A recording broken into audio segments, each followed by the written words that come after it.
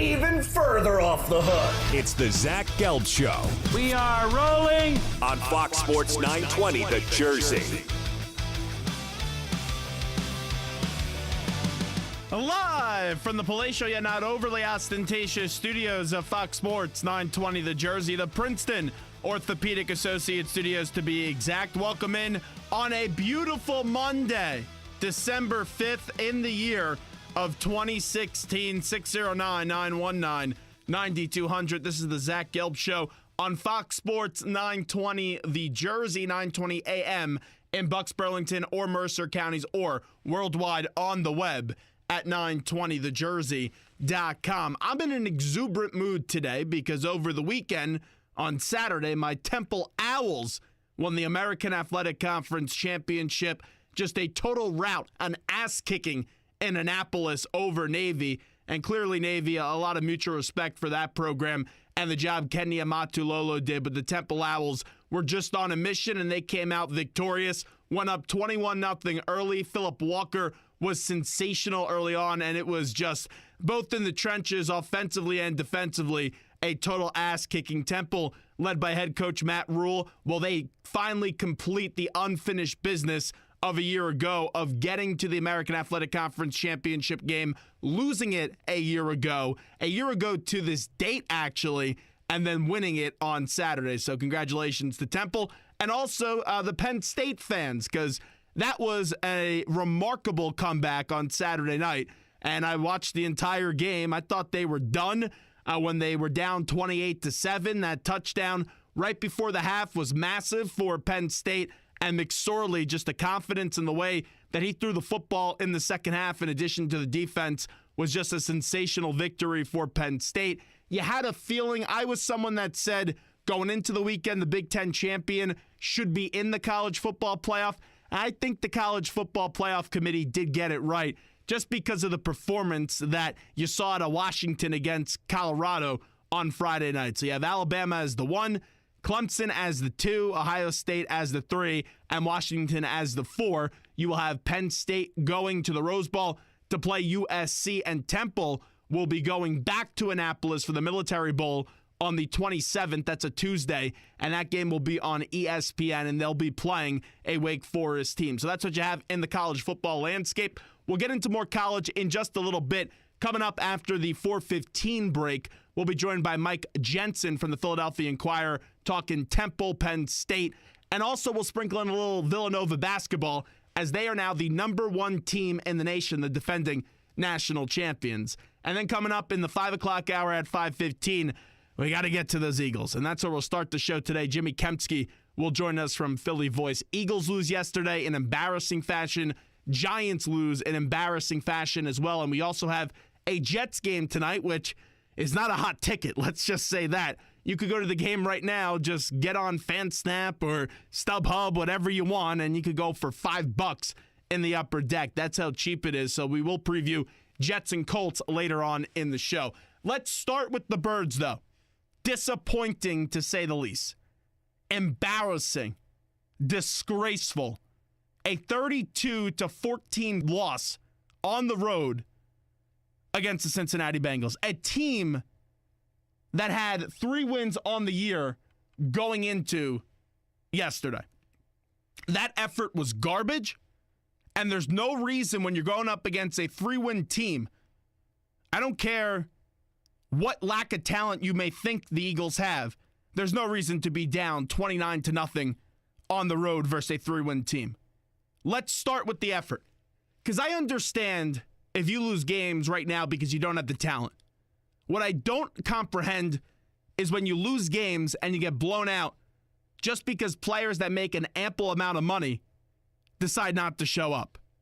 The defensive line, second week in a row, no effort. There was no rush.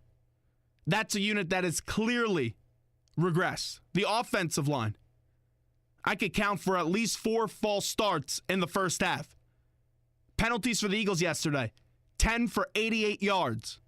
Let's get into some individual players. Roddy McLeod. What the heck was he doing just standing there when Hill reaches out for the end zone early in that game?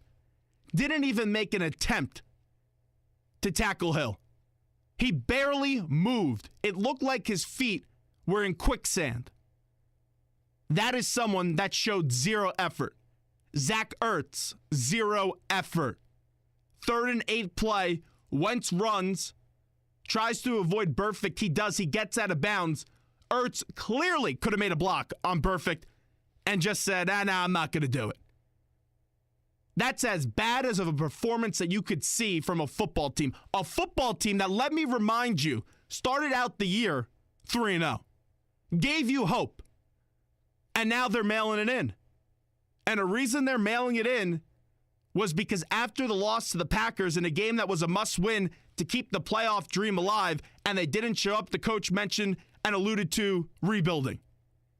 Those players, well, they took off yesterday. They didn't show up.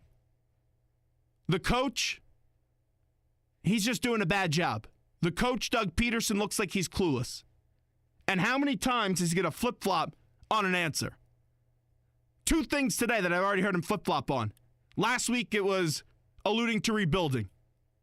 Then this morning, I hear him on with Angelo Cataldi, the legend at Sports Radio 94 WIP, and he starts talking about how they're only 2 games out of a playoff spot. Pick one. And then yesterday, he said effort wasn't a problem. And today, when he did his press conference on Monday, it is a problem now, effort all of a sudden. I know you have to watch the film. I know you watch the tape. The coach should be able to identify if his team had effort when he got off the field yesterday. And the clear answer and the honest answer is no way. That team gave up. That team gave no effort. And now you have a coach who, quite frankly, just speaks way too much to the media. I love when a coach, and Doug Peterson is a nice guy, they make him available way too much. He can't handle the press. He gives you too much. And he constantly flip-flops.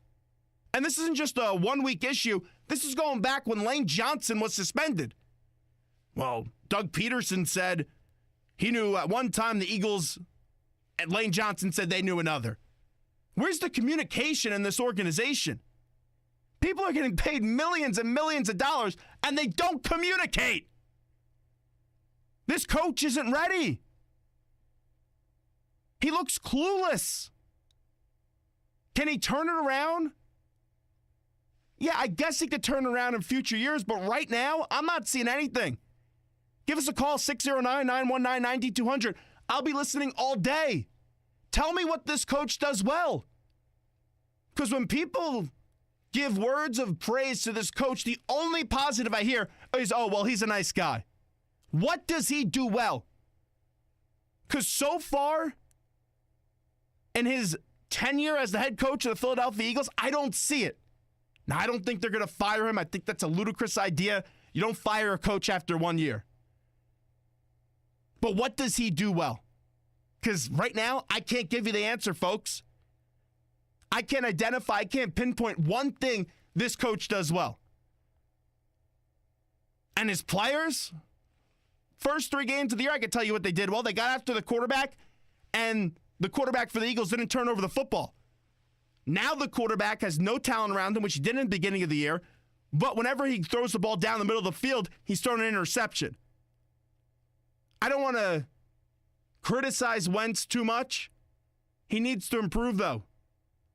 Still, though, the coach isn't putting him in a good spot. They threw the ball 60 times yesterday. 60. And I know you're behind, but help the kid out. He's a rookie. Run the football. And now let's get to these wide receivers, because I was sick yesterday. Absolutely sick. When people are saying, oh, Nelson Aguilar had a good game. This is how low the standards are for these wide receivers and how bad Nelson Aguilar's been. The guy had 4 receptions for 23 yards. And people are patting him on the back and saying that's a good game. No, that's a bad game. It's not a good game, folks. And he was very close to having a drop. And thankfully, for his own sake, he was able to catch the football after the ball was in his hands, out of his hands, and then went back in his hands. But 4 receptions for 23 yards, that's not a good game. It's just not a good game. Who are we kidding? And then let's get to the other knucklehead, someone that I can't stand. I can't watch him play anymore. His attitude is horrendous. And that's Green-Beckham. Celebrates after making a first down when you're down big. The league lets you wear cleats to raise money for a foundation, and he has the audacity to wear cleats and make a joke out of it by raising money for the Yeezy Foundation. And I'm still annoyed. I'm still PO'd about the comments that he made about Carson Wentz a few weeks ago. This guy thinks he's a 10-year veteran that's won 2 Super Bowls and has 79 career touchdown receptions. He's the farthest thing from that. And no wonder why he was traded for nothing when he came here to Philadelphia from the Titans. Because that guy, as Frank Wycheck says, looks like Tarzan, plays like Jane. And I'm sick of his attitude. And I'm sick of the entitlement of one Green-Beckham. He's so entitled. He's a spoiled brat when I watch that guy play. He thinks the world of himself, and he's not that good of a football player. The only positive that I could think of from yesterday, and I get it, the team is clearly very far away. This is not a team ready to win. This is a team that teased you in the beginning of the year, is Paul Turner. The guy had 6 receptions for 80 yards. And he's not entitled. That's a blue-collar player. That's someone that's been waiting the entire year for his opportunity. My question is, if Paul Turner, and I don't think he's this transcendent wide receiver, but if he's able to put up 6 receptions for 80 yards, where was he the rest of the season before this? Where was he? Doug, what are you doing? Your wide receivers stink. You should have went to him weeks ago. Because at least he has effort. At least he has heart. Unlike most of the other players on this team that gave up yesterday. They gave up. If you went to the game, I feel bad for you. If you watched the game, I feel bad for you. Because that team gave up. They didn't give a rat's ass about that game yesterday, and they embarrassed the Philadelphia Eagles. 32-14 loss to a 3-win team. Down 29-0. That is embarrassing. That is a team that gave up. And the fans of Philadelphia deserve better. You may not have the talent, but at least show up. And at least act like you care. You better show up next week or the fans at home will boo you immensely. Zach Gelb Show, we'll take a break. When we come back, Mike Jensen from the Philadelphia Inquirer will join us. We'll get to some good football. That's college football. Because the Eagles were awful yesterday, and I'm sick of it. More of the Zach Gelb Show when we come back.